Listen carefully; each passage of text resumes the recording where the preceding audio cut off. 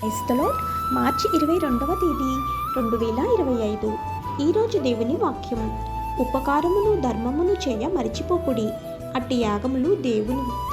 హెబ్రీయులకు రాసిన పత్రిక 13వ అధ్యాయం 16వ వచనం.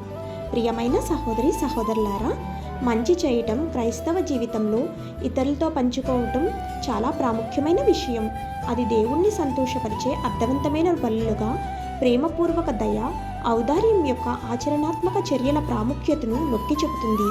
ఈ వచనం ఇతరులతో సంభాషించటంలో క్రీస్తు యొక్క ప్రేమ మరియు కరుణను ప్రతిబింబిస్తూ స్పష్టమైన మార్గాల్లో తమ విశ్వాసాన్ని ప్రదర్శించమని విశ్వాసులకు సవాలు చేస్తుంది.